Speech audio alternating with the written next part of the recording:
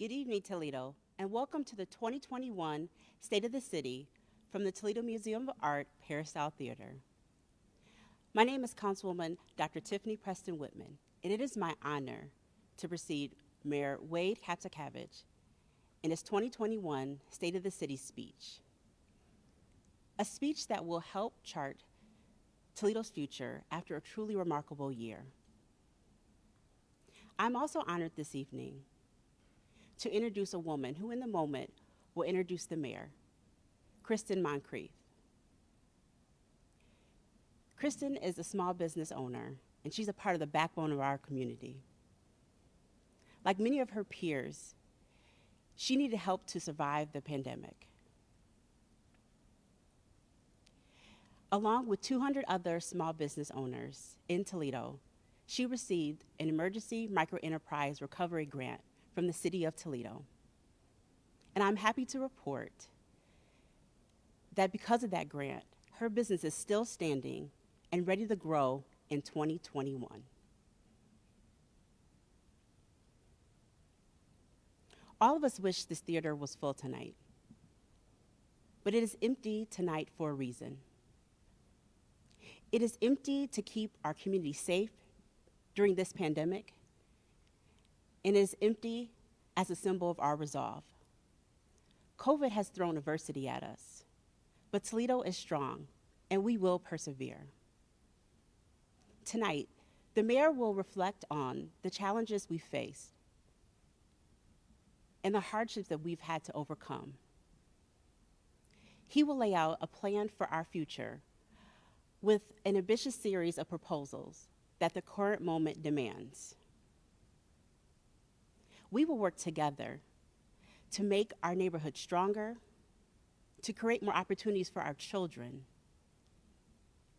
to build on our economic momentum, and to ensure the safety of all residents. Frankly, the fact that I am standing here tonight is a testament to our community, that as a mother and an educator, I can serve on council and make a difference in this city. And that is the promise of our democracy, that we all have a role to play.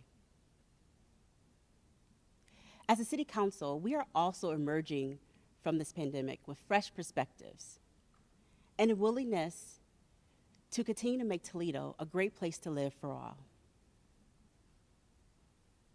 However, we know that there are still a lot of things that need to be done in our city, but our council is up to the challenge. Now please, allow me to introduce you to Kristen, a woman who, like Toledo, has battled through a tough 2020 and is poised for great things in 2021.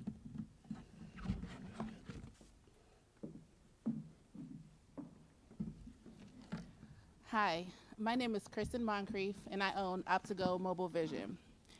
My business provides mobile eye care to people in our community. Instead of having to go out and get your eyes checked and get glasses, I bring the services to you.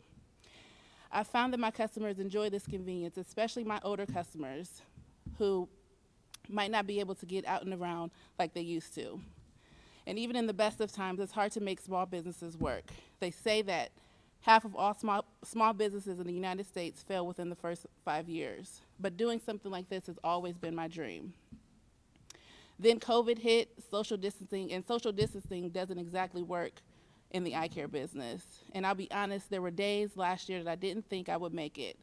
So when I heard about Mayor Wade's grant program for small businesses like mine, I jumped on the opportunity.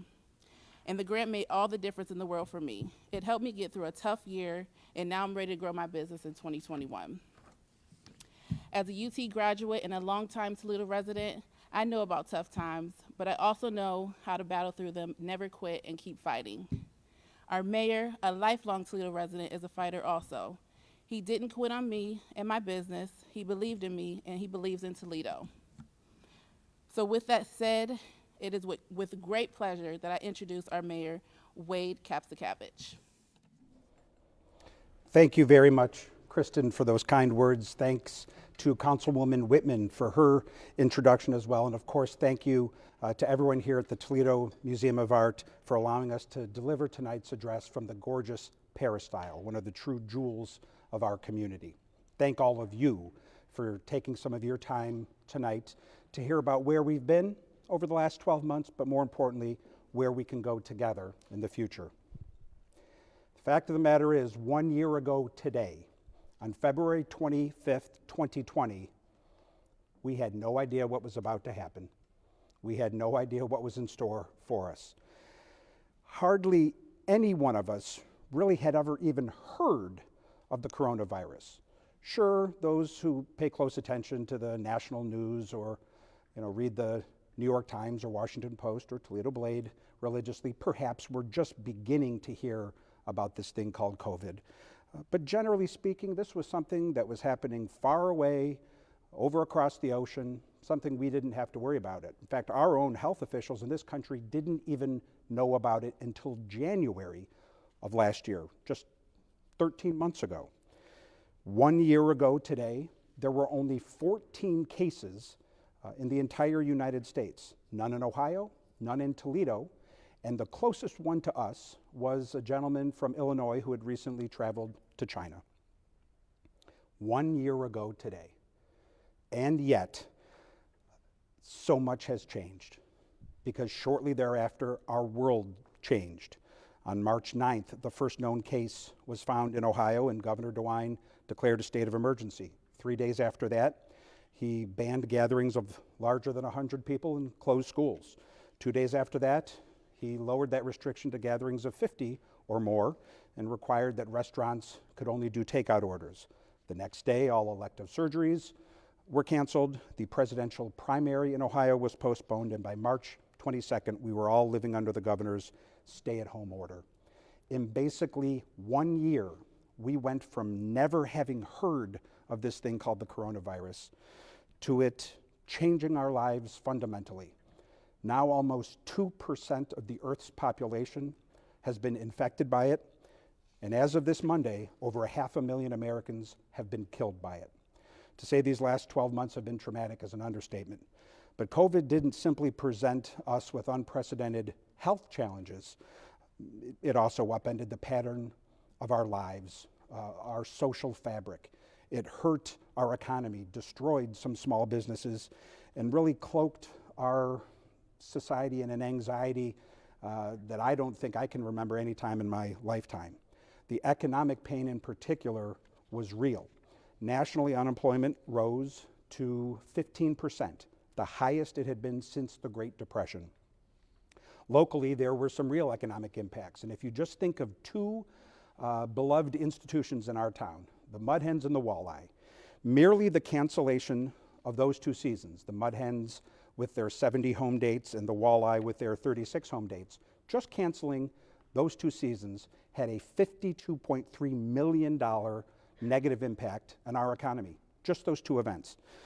The city of Toledo, as a governmental organization, faced a unique challenge because we rely for support on a income tax. This actually makes us rare among cities in the country. Most cities in the country are supported by a property tax or a sales tax, but in Ohio, we're supported by an income tax. Now, for most of the last 100 years or so that it's worked this way, it really hadn't mattered one way or another, but all of a sudden, when the governor and the president and others literally order people to stay at home and not make an income, then it becomes a problem. And it's not something that a budget can sustain without some real pain. In fact, about a year ago, last March, the Brookings Institute released a study ranking every city, the big cities, the 200 biggest cities in the country, based on how much pain COVID would inflict upon those cities. Because we are rare in that we are supported by an income tax, 4 of the 5 hardest hit cities in the entire country were cities here in Ohio, and we came in at number 4, the 4th hardest hit by COVID. And sure enough, we were down, our budget was down by $13 million, just like that. The pain was real, and in fact, though Congress, as it usually seems to be, was quick to bail out Wall Street and the airline industry and all their friends, as I stand here today, the city of Toledo has still not received a single penny of revenue replacement aid from Uncle Sam, not one. I believe that the change in power in Washington at the last election will mean that cities like Toledo finally get their fair share, but it hasn't happened yet, and it sure as heck didn't happen last year when we needed it. So we had to take strong, bold action in order to get through the economic pain that COVID caused. We did take strong action. We were one of the first cities in the state to furlough some of our city employees, over 300. We didn't confine the pain to our workers at the grassroots level, upper management, senior management, and in fact, I myself as mayor, we all voluntarily gave back portions of our salary to help make the budget work. There are 59 fewer individuals working in our general fund positions this time than there were before the pandemic began. We reduced material, service, and supply purchases, eliminated capital projects, and instituted a hiring freeze. Make no mistake, the economic pain that COVID caused was real, but our challenges in 2020 were just beginning. Some of them now were due to larger forces at place elsewhere or everywhere in our country. And what comes immediately to my mind is the period of unrest and protest that followed the murder of George Floyd. That happened in Toledo too. We were a part of that national event. And it is also fair to say that there was more violent crime in Toledo than any of us should find acceptable. I don't know how else to put it. None of us can find acceptable the amount of violent crime, and especially homicides that took place in our community. Now, yes, it is true. When I talk about this being part of a national trend, that was part of a national trend, almost certainly due to COVID, not just because of the economic anxiety, the lack of the ability to go to large gatherings, which could have been helpful in avoiding some of the worst violent crime we saw. Even also, and this has been generally unreported here in our community, but the criminal justice system was fundamentally affected by COVID and still is. We haven't had a heck of a lot of jury trials in this community over the last year. I understand why. COVID has prevented that. Social distancing is hard to do in a jury. Social distancing is hard to do in a jail. But it really has created an environment nationally where big cities face and continue to face a real challenge when it comes to the gun violence happening everywhere. Again, among the biggest cities in this country, 30% saw an increase last year in violent crime. 40% saw an increase in violent crime with using handguns. And some of the cities just in our region, just in the Great Lakes region, saw percentages that are heartbreaking. Milwaukee, a 95% increase. Louisville, I think a 92% increase. Now, we were nowhere, fortunately, near those percentages here in Toledo, but it was real, and it is something that we know is unacceptable. But 2020 wasn't done with us yet. And while the things that I have talked about in the early parts of my address tonight are generally national trends that affected the nation equally, there were some things that made 2020 painful that were unique to us, that only happened to us, and that served as a local burden that we had to bear and overcome. 4 members of our city council were arrested last year, and their poor decision was part of the difficulty that our community had to overcome. But when I think about unique local challenges that Toledo faced last year, there is nothing that can even begin to compare to the hurt and heartbreak that we all felt when not one but 2 Toledo police officers were killed in the line of duty in the last year. Officer Dia last July and Officer Stalker last month. Those are moments in a community that we will never get over, and we continue to grieve their passing and will forever.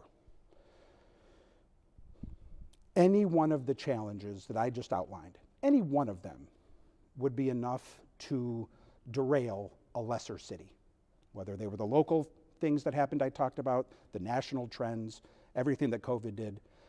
Any one of those events could have brought a lesser town to its knees.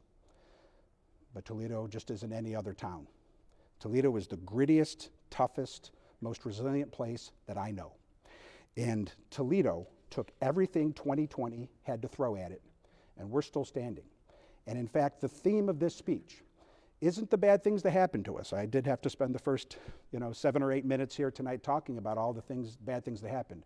The real story, the real theme here is how we were able to overcome the adversity that we faced much better than most cities in this country. And it's because Toledo is resilient, and we do know how to battle back.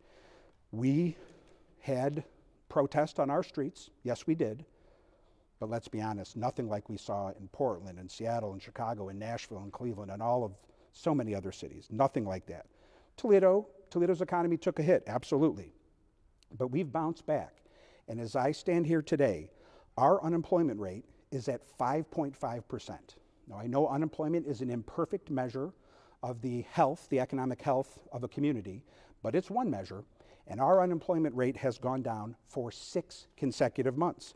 As I stand here today, our unemployment rate is not only lower than other cities in the Great Lakes region, Pittsburgh, Buffalo, Cleveland, Chicago, Milwaukee, Detroit.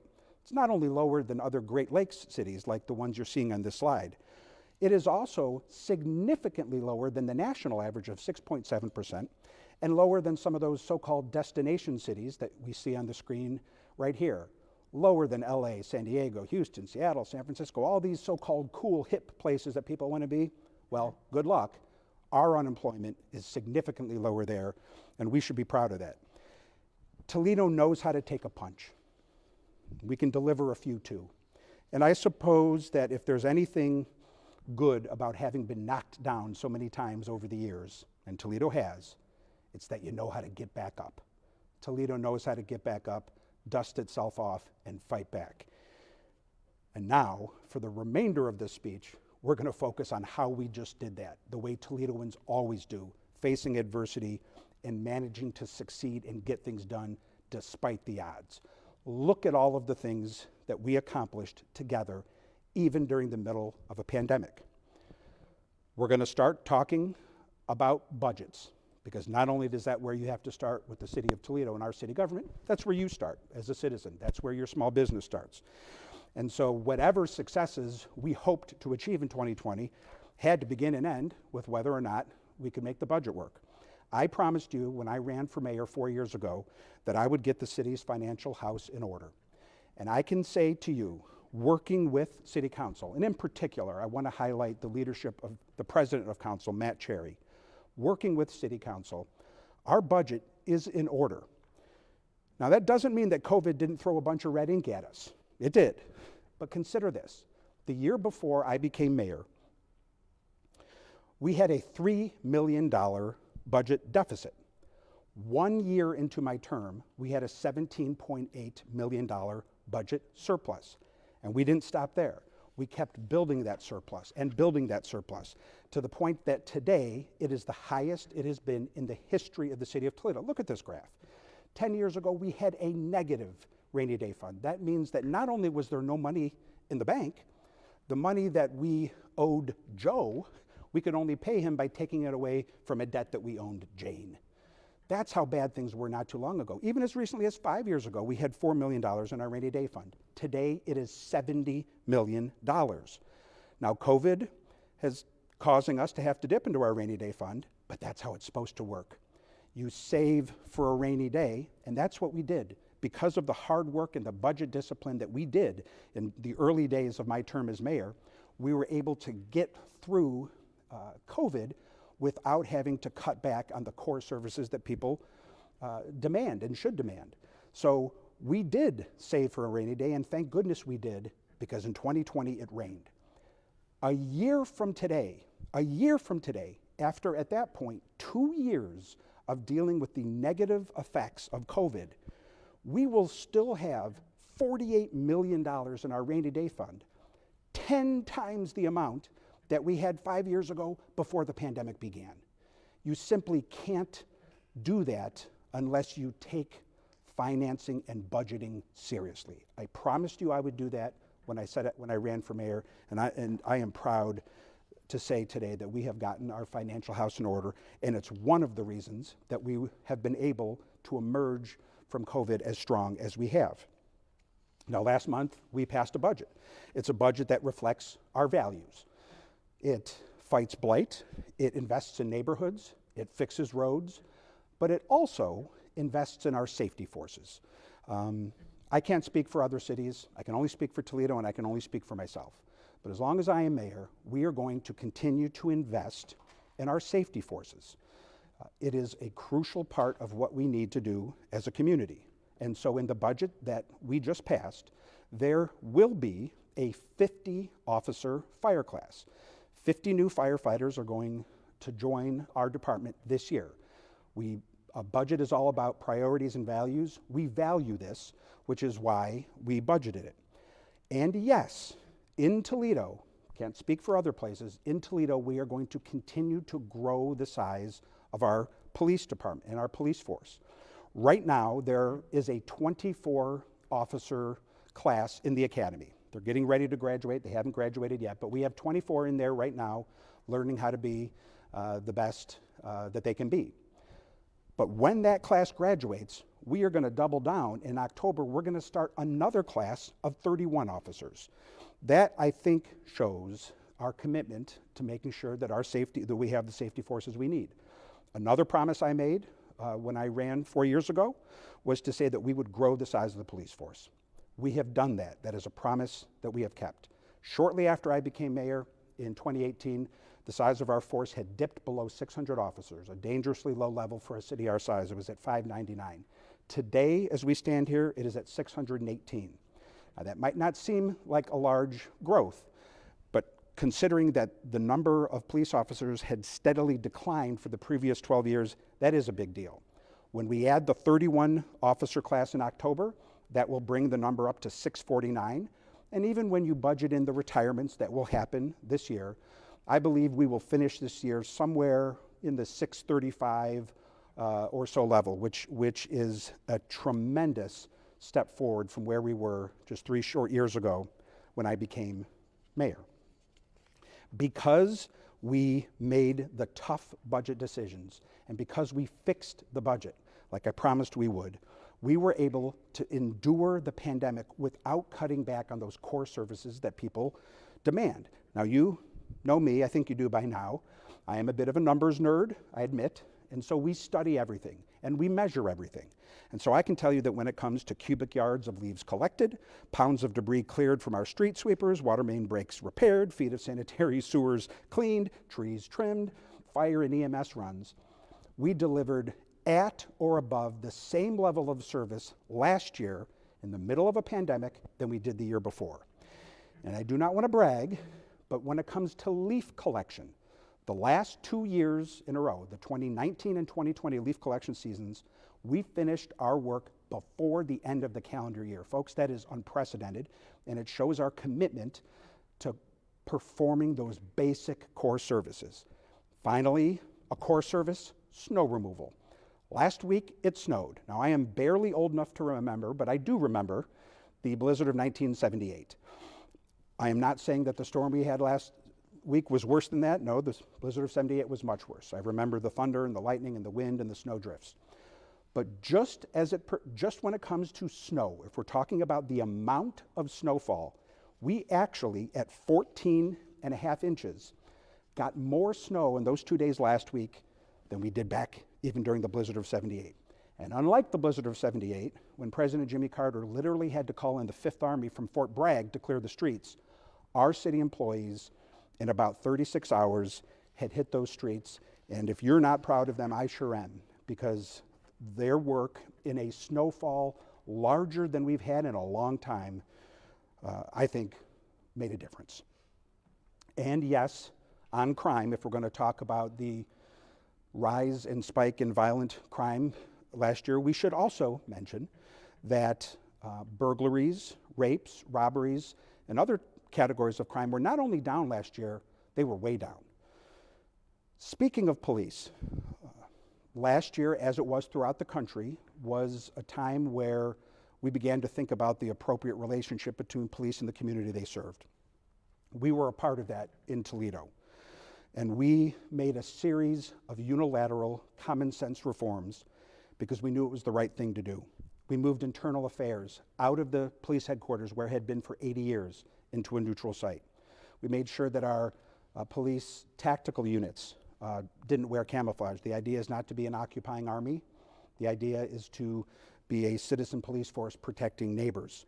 We are opening training, the training we provide our officers in implicit bias and de-escalation techniques and use of force, all of that training, which by the way, we provide for every year that an officer is on the force, not just in the academy as the state requires. We go above and beyond, and so every year you're an officer, you get that training. Now we're opening it up to the public because we think that provides a transparency that is important.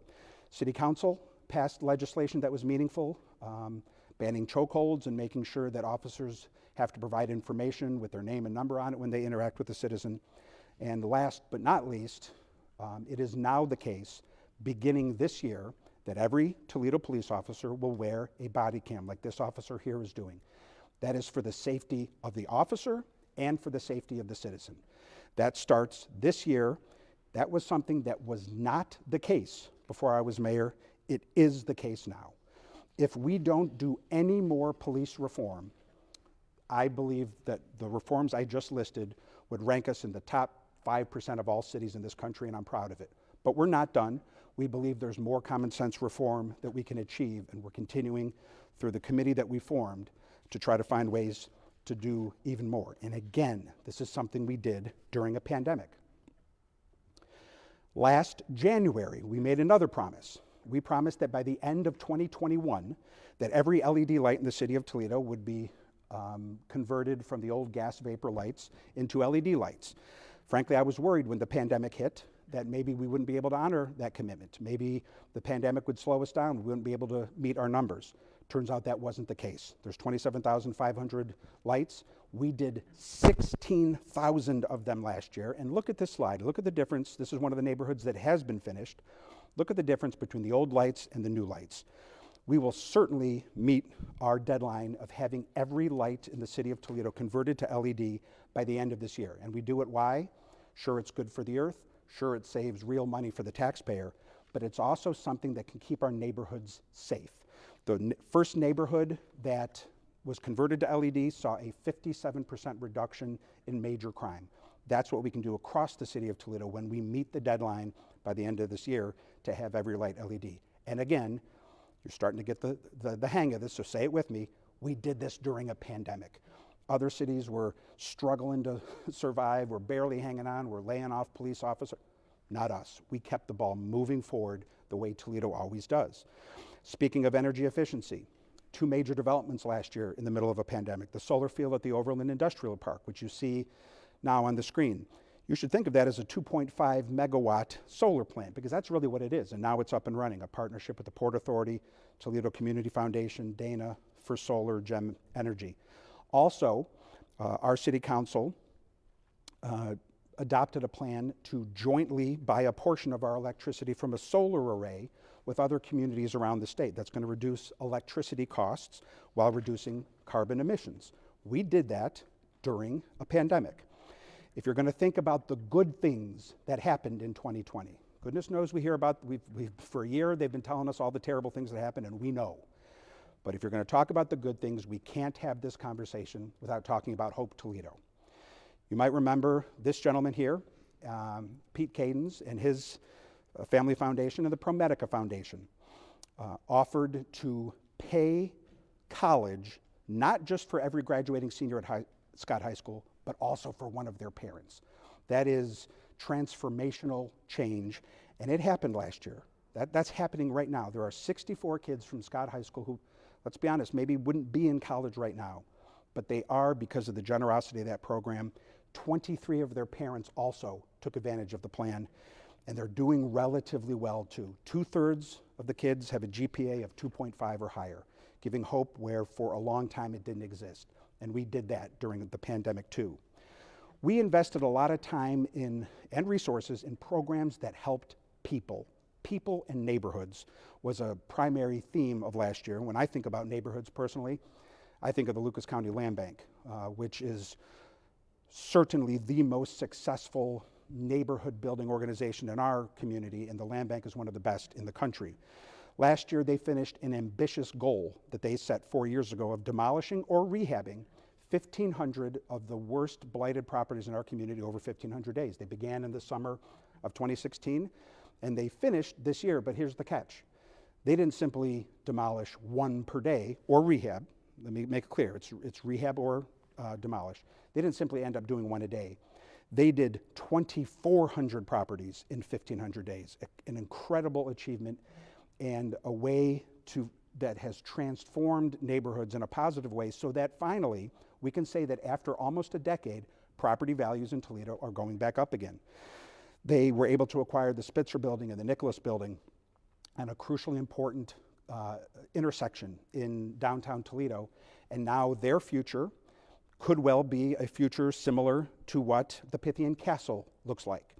Here you see the Pythian Castle on the left. The Land Bank acquired it several years ago when it was on the verge of literally collapsing upon itself, and now on the right you can see that it is going to be converted into residential living and mixed use, and it is an example of a program that is helping our city and our neighborhoods thrive.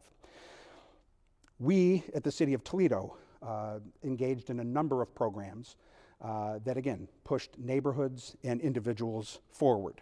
I almost think of it as our own little mini alphabet soup. I think you know that I'm a fan of FDR and his New Deal, and all of his programs were the CCC and the WPA and the NRA. Well, we had a bunch of programs that we unveiled last year to help people, and they all had little acronyms too, but more importantly, they helped people get through the tough times that 2020 presented. So just to name an example, the Emergency Rental Assistance Fund. 700 families were helped with upwards of 3 months of rent assistance. The Home at Last program, down payment assistance for eligible first-time home buyers, up to $9,500.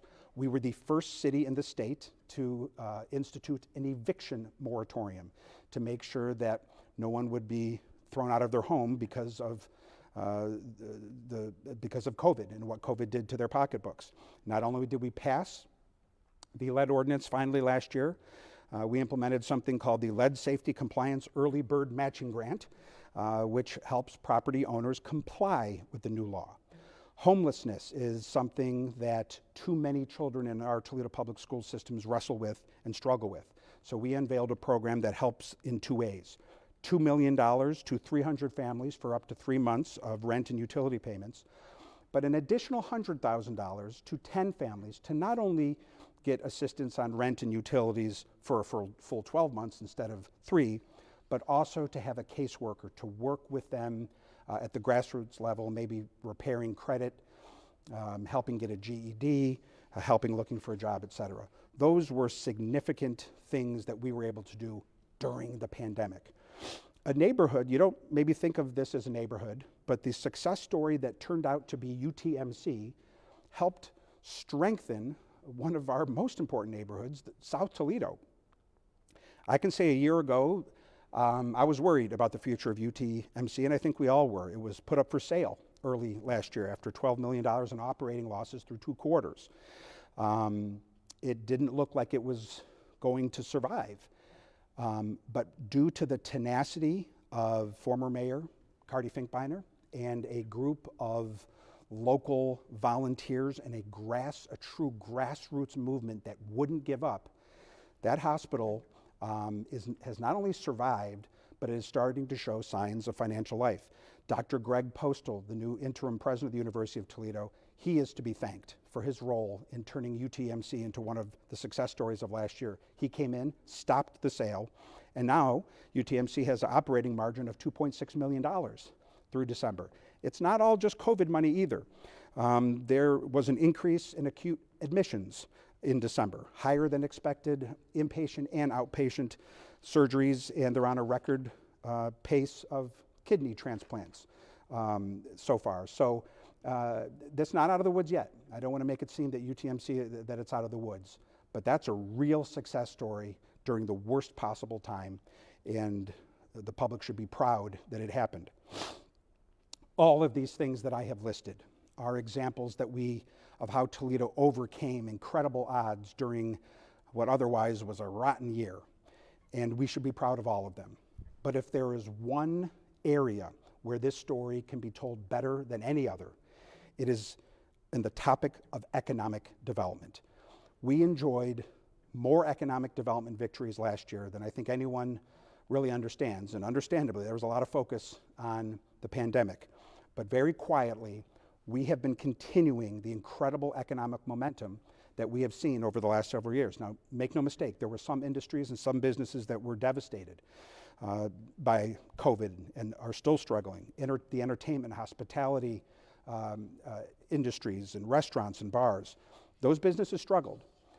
But when they struggled and needed help, we were there to help them. I talked about the Alphabet Soup programs earlier. Well, the Emerge grant was a very important program for us. If you remember Kristen earlier, the small business woman, here she is, there she is, that introduced me earlier. She's a small business owner who benefited from an Emerge grant. These were for our smallest businesses, our micro enterprises, 5 employees and fewer. $800,000 was given to over 200 small businesses. 77% of them were minority and women-owned businesses. 76% of them had temporarily closed because of the pandemic. We provided assistance to the arts community, also hundreds of thousands of dollars of assistance to smaller arts groups like the Toledo Rep, Sophia Quintero Arts and Cultural Center, Collingwood Arts Center, and the African American Legacy Project. This was important to do, and we know that we needed to do it, and we did.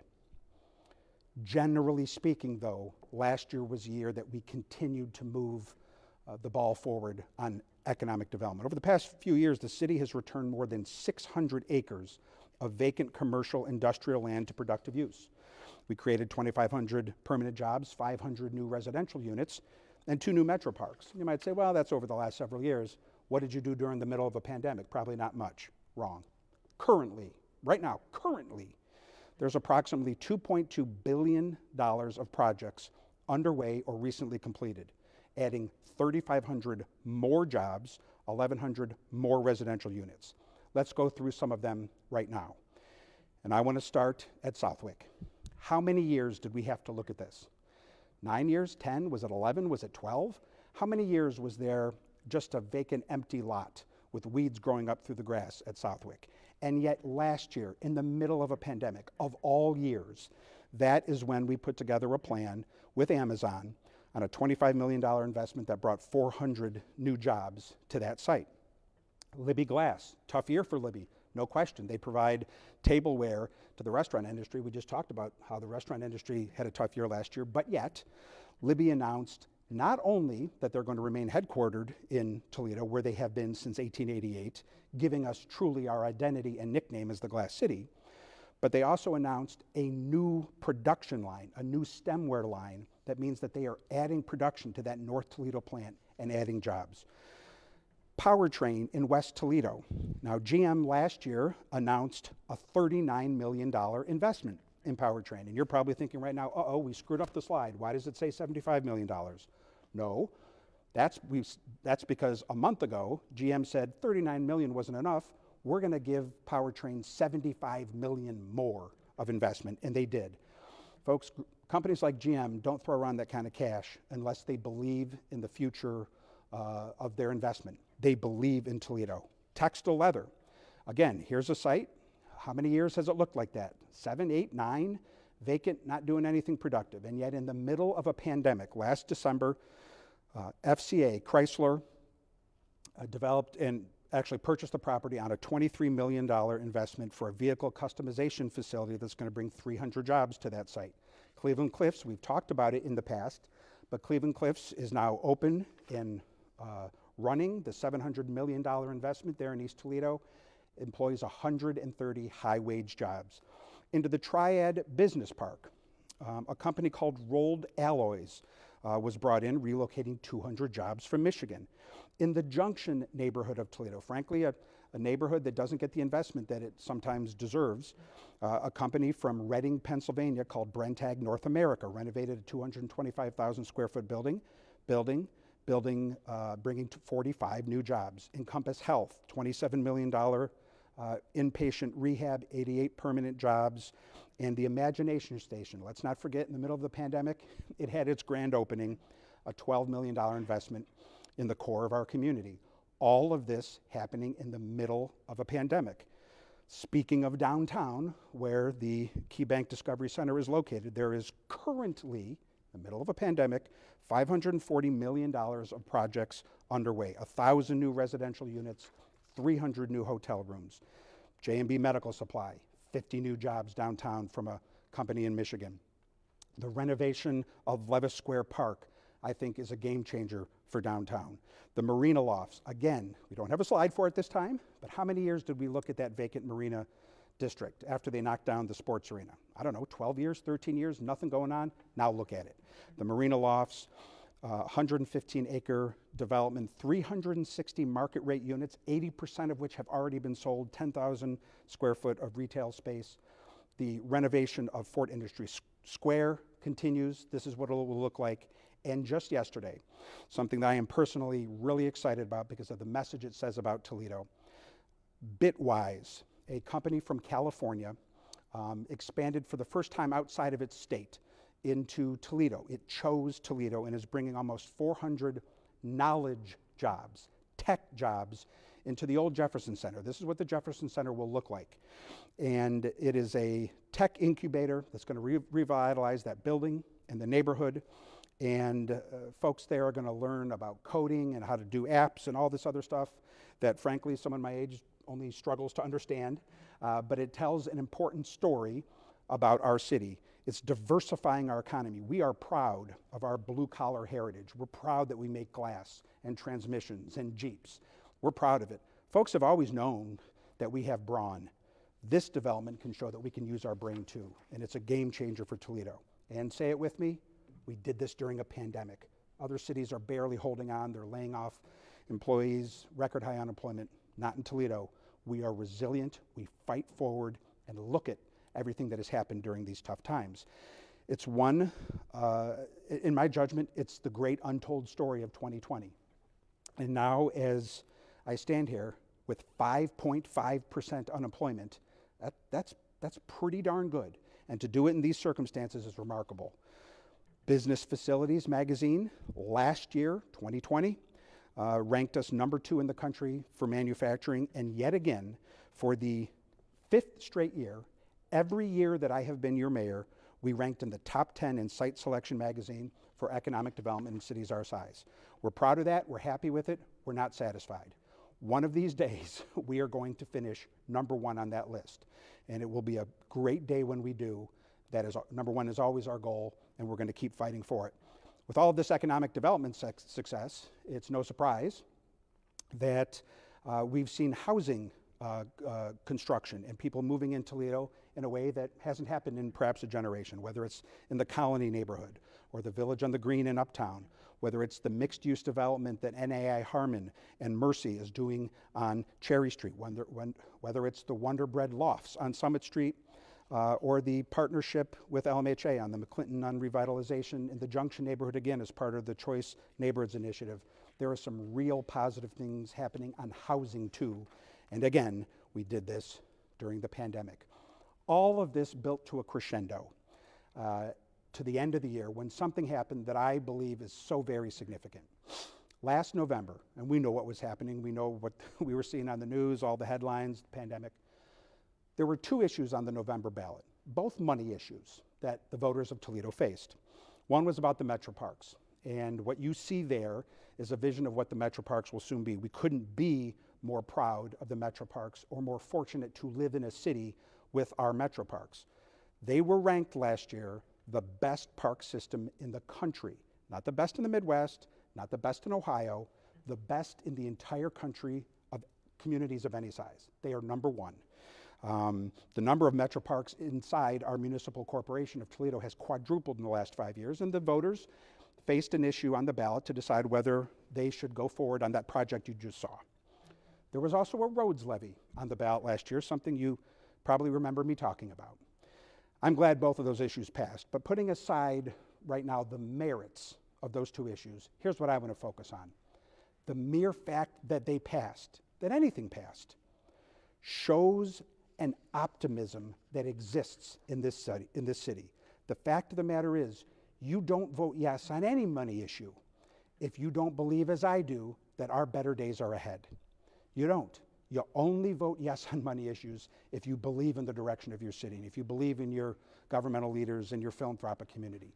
There is an optimism in Toledo despite everything that 2020 threw at us, and this graph proves it. Of course, I didn't talk fast enough and it went away, but that was a graph that shows that, there it is, good, you caught up with me, that in the last 4 years, civic optimism has totally flipped. 4 years ago, more people felt Toledo was headed the wrong direction than the right direction, and today, it's not only flipped, by a significant double-digit margin, more people think Toledo is headed the right direction, and it's in the middle of the pandemic. That reflects well on our community and the character and resilience of our people.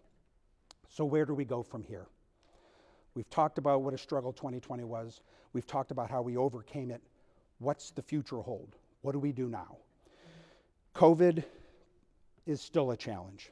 We have done everything in the city that we can to help. We've activated the Emergency Operations Center with the county. It's been active for over 300 days, distributed 150,000 masks at no cost, made city parks available as distribution centers.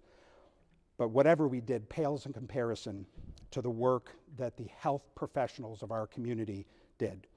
We learned that we have heroes in our midst. And what you are seeing are the health professionals at ProMedica, Mercy, the Toledo Clinic, Neighborhood Health Association, UTMC, and the Health Department. Last week, I honored them with the key to the city, representing and on behalf of all frontline workers. They deserve it. Those nurses and doctors and health professionals put their lives on the line to help us, and they deserve the highest honor that we can give, and that is the key to the city. We're not done yet, though. The V Project is what we must do next. We have to vaccinate. We have to get vaccinated if we're going to go back to doing what we all want to do.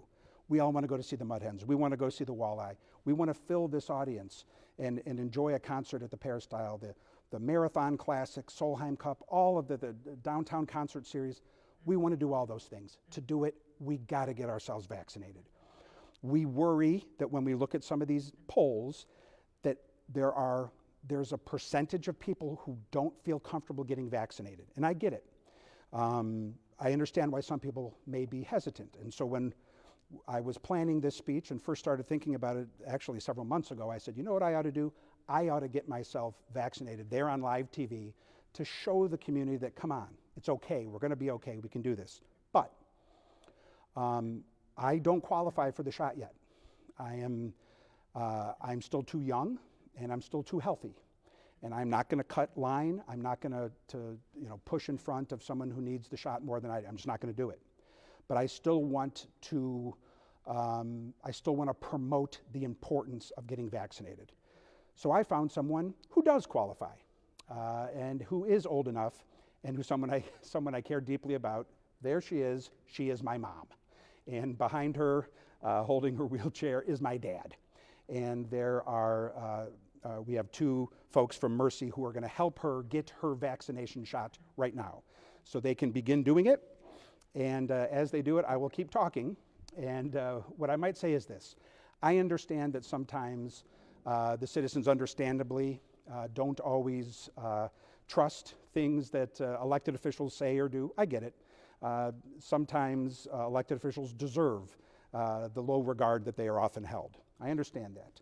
You may not, whatever differences you may have with me or my politics, I hope you could at least concede that I wouldn't do something to hurt my own mom.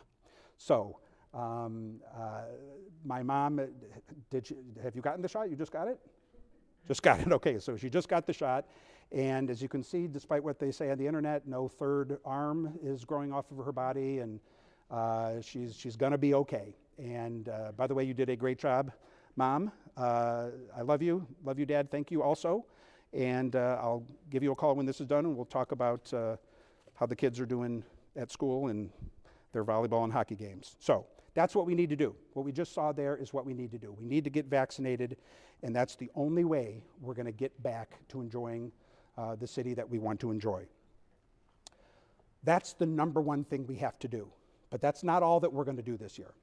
We have an ambitious agenda that we are going to execute at City Hall. There are no less than a dozen initiatives that we are going to push to continue to build on the momentum that, against all odds, Toledoans have maintained during a once every 100-year pandemic. The first thing we're going to do, number one on the list, not necessarily number one on the list, but the first thing we're going to talk about, and I'm prepared to announce tonight, is something we're calling PS 419. This is a partnership with TPS, TPD, the fire department, Owens Community College. This is, think of it as a vocational program to encourage people to go into safety fields. We have vocation programs if someone wants to be an electrician or a carpenter, a plumber, et cetera. Let's develop with our public schools a vocational curriculum for people who maybe want to be a firefighter or a police officer. I think it accomplishes a number of things that are positive for our community. Dr. Cecilia Adams, a member of City Council, is very passionate about it, and that is the first of the 12 initiatives that I want to announce tonight that we're doing. Number two, more of my alphabet soup that we talked about. The EMAP program, the Emergency Mortgage Assistance Program. There are people struggling during COVID. We've talked about that tonight. But the Emergency Mortgage Assistance Program, which I am announcing tonight, will provide help to 150 families, $1.5 million in CDBG and COVID funds that will cover up to 6 months of their mortgage, including late fees and penalties. It will be first come, first serve, so please sign up for that program. Third, we are going to fight blight this year more aggressively and more proactively than we've done in the past. In the past, our efforts on fighting blight and cleaning neighborhoods has been reactive. It's been too reactive. Someone will call about dumping in an alley, or there's a mattress where it shouldn't be, or whatever it may be, and we'll send a crew out and they'll pick it up, but that's too reactive. We are going to be proactive in the program we're calling Clean Toledo. We are assigning 2 crews every day, 2 city crews every day, to drive around the city and proactively look for blight, look for those discarded tires, mattresses, couches, whatever it may be. It's unacceptable, and it's a poor reflection on what the sort of city we want to be. We're going to proactively fight it this year with our Clean Toledo program. I think Councilman Nick Comives, who is developing a program to work with the Homelessness Board to have those who are homeless work to pick up litter and trash in some cases, I think works hand in hand with this, and I know Councilwoman Teresa Gaddis is very enthusiastic about our Clean Toledo program, and we're going to do it. Fourthly, we've talked about this actually very recently, and we know it's a challenge our city faces, the mayor's initiative to reduce gun violence. We've hired a program coordinator. Program coordinator is going to hire violence interrupters who are going to attack this problem like the health crisis it is. Even though we might be riding along on an unfortunate national wave, it's not good enough, and we're not going to be satisfied until we throw everything we have at this problem. Speaking of things that can make our neighborhood safe, we're expanding ShotSpotter. I know Councilwoman Venice Williams will be happy because we're expanding it into the Junction neighborhood. This is a technology and a tool that had only been in the North End, sort of LaGrange neighborhood previously, that allows officers to go to the scene of a gunshot immediately. Happy to say we're expanding that into Junction. Economic development. I think the theme of this speech is how we have had so many economic development victories during tough times. We're not done. This year, 2021, look for something good to happen at Northtown Mall. In fact, City Council just passed a couple of ordinances that now have Northtown ready to be developed. And the Champion Sparkplug site, again, in the core of our community, is going to be a big focus of ours. I talked about it earlier, but it bears repeating, and plus I want to see that exciting slide again of what the LED lights can do. Look how much brighter it is. That's something we can do to reduce crime. We're finishing that project this year. We promised you we would do it by the end of the year. It'll get done by the end of this year. Eighth, we are going to make investment in parks. Parks and kids, but let's focus first on parks. $400,000 to replace playground equipment, resurface tennis courts, $500,000 for other investments, including basketball court repair. And in 106 of our parks, we're going to see brand new signs that look like this to beautify and add sort of a brighter face to some of our greatest resources. It is real that we need to do more for our youth in this community. And I can tell you, I've mentioned Dr. Adams before, I'll mention her again here, but not just her, other Councilwoman Williams and Whitman, Councilman John Hobbs, Councilwoman McPherson, fierce advocates to do more for our youth. They passed a budget, and they will be thrilled to know that we are going to spend there will be a 500% increase, a 500% increase in the amount that we're going to spend on youth programming this year. Certainly basketball, baseball, tennis, swimming, boxing, rugby, golf, all sports, but also Tai Chi and movie nights and the Children's Theater Workshop. Number 10, and he doesn't want credit for it, but I'm going to give it to him anyhow, Councilman Sam Meldon should be thanked for his advocacy to help us develop what we announced yesterday, an Office on Disabilities, to make sure that we are viewing everything in our community through the lens of whether it makes our city disability friendly, and so that everyone can feel welcome and a part of what we're trying to do in this city. Similar to that is the 11th initiative we're talking about tonight, a disparity study. It's going to allow us to tailor race and gender-based programs to remedy barriers that exist that prevent minorities and women from participating in city contracting. Councilwoman Whitman again, and Councilman Rob Ludeman are taking the lead in co-chairing that effort, and it's going to make Toledo more welcoming, the economy more welcoming to everyone. The final thing I'm going to mention is certainly not, this isn't a last for least thing. This is saving the best for last. This is not something you care about the least. This is something the citizens of Toledo care about the most, and I know it.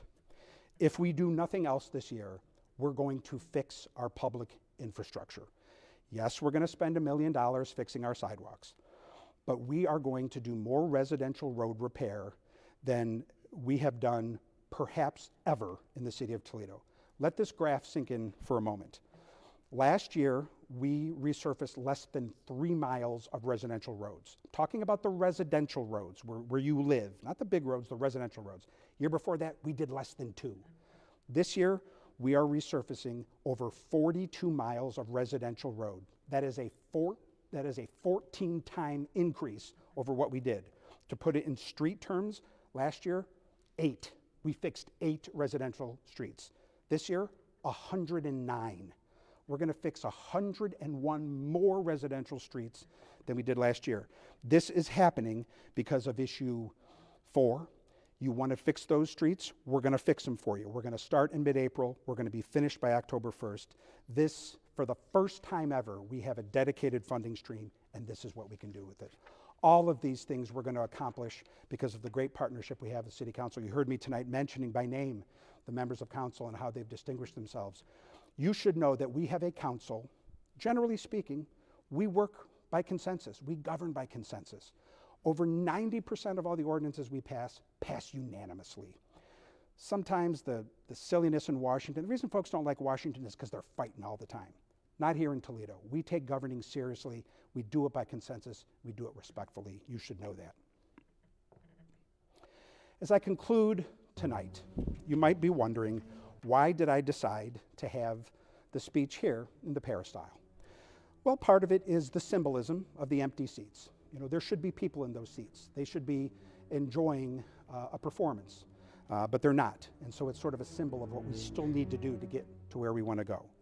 But it's even deeper than that, because specifically in this space, on this stage, 2 weeks ago, the Toledo Symphony was going to be performing the 9th Symphony by Ludwig van Beethoven. It's the 250th birthday of Beethoven, and symphonies all over the world are celebrating him by playing his music. And they were going to do it here 2 weeks ago. They can't because of COVID. The 9th Symphony is what they were going to play. Now, I can't promise to be, I'll tell you, I'm not an expert on classical music, but I know just enough to be dangerous. The 9th Symphony is generally understood to be the most perfect piece of music ever written. And he wrote it when he was completely deaf, totally. Not just losing his hearing a little bit, totally deaf. And he had been for about 15 years by the time he wrote it. They say that he put his ear on the piano to listen to the vibrations to know whether the music made sense. What was it about? He put to music a popular poem of the time called the Ode to Joy. and it is no less than the celebration of unity, a call for brotherhood, the desire within all of us to come together and to overcome adversity. That's what the Ode to Joy is, and he said it to music, especially in the fourth movement of the Ninth Symphony. It is why you hear that music whenever there are great events that bring people together. They played it when World War II ended. They played it when the Berlin Wall came down. They played it at the Olympics and at events like that. But the man who wrote it lived a tough life, a sad and tragic life. Not only was he deaf, he had been abused as a young boy. He was heartbroken. He was unlucky in love. The women he loved wouldn't marry him because he was of too low of a social class. He was sickly. He was basically homeless. He was almost penniless. And he wrote this music as he was dying. A hard, tough life. So what in the heck was he doing writing music about joy? Because he knew better than most, as Toledoans know, that we all have within us a desire to reach above, to do better, to aspire to that higher plane. We all want to get there no matter how tough things have been. That's the meaning of life, truly, it is. That's what we all want to do. Beethoven knew and Toledoans know that joy is not the absence of adversity, it is how we overcome it. Toledoans know a thing about that too. We've been doing it for 184 years. We have always been fighting. We have always been resilient. And as long as there is a Toledo on the face of this earth, it will be populated by men and women who fight and persevere and overcome their hardships. We've done it. We're going to do it again next year. We will always do it. That's what Toledo is all about. Thank all of you. God bless all of you. And God bless the great city of Toledo, Ohio.